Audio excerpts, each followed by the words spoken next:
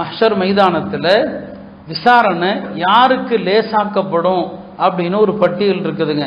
அதில் தர்மம் செய்கிறாரு பாருங்க நிறைய, அவருக்கு என்ன செய்யப்படும், விசாரணை ரொம்ப லேசாகிடும். தர்மகர்த்தாவுக்கு விசாரணை லேஸ். அதை பார்க்கும்போது தான் எல்லா பணக்காரங்களும் இந்த உலகத்துக்கு திரும்ப வரணும்னு நினைப்பாங்களாம். யாரெல்லாம் இந்த உலகத்துக்கு அனுப்பு, நான் என்கிட்ட இருக்கிற பொருளை பூரா தர்மம் கொடுத்துட்றேன்.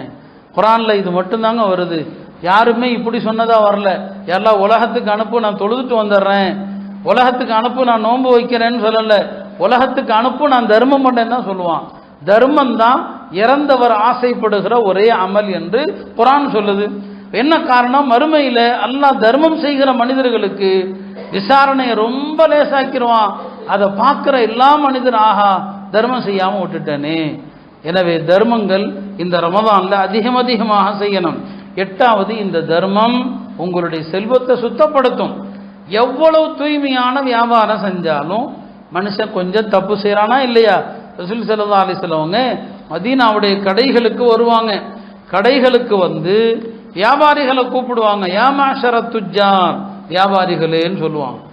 வியாபாரிகளே என்று அழைத்து சொல்லுவாங்க, இன்னல் பைஅ யஹ்துருஹு ஷைத்தான், இந்த வியாபாரம் நடக்கிற இடத்துல ஷைத்தானும் வர்றான். நீங்க கரெக்டா நடந்தாலும் உங்களை வழிகெடுப்பான்.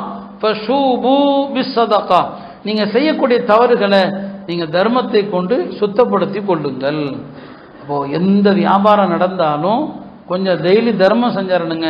கடை வியாபாரம் வச்சிருக்கிறவங்க ராத்திரி கடையை மூடுகிற நேரத்தில் கொஞ்சம் தர்மம், காலையிலிருந்து மாலை வரை கரெக்டாக நடந்திருந்தாலும் சில நேரங்களில் கொஞ்சம் முன்ன பின்ன ஆயிருக்குமா இல்லையா, தர்மம் பண்ணுங்க, அது பொருளை சுத்தப்படுத்தும் என்று பெருமானார் ஸல்லல்லாஹு அலைஹி வஸல்லம் சொன்னாங்க.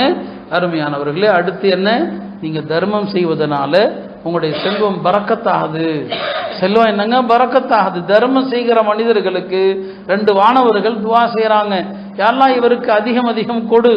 தர்மம் செய்யாம சுருக்கிற மனிதனுக்கு 2 மலக்குகள் சபிக்கிறாங்க, யாரெல்லாம் இவனுக்கு கொடுப்பதை நிறுத்து.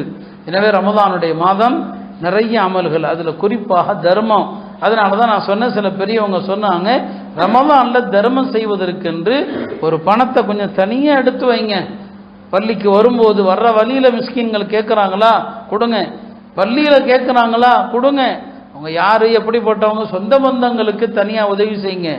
ரமதான் மாதத்துல யார் கேட்டாலும் இல்லை என்கிற நிலை இருக்கக்கூடாது. ரமதான்ல தர்மங்கள் அதிகம் செய்ய வேண்டிய ஒரு மாதம் இது. அருமையானவர்களே,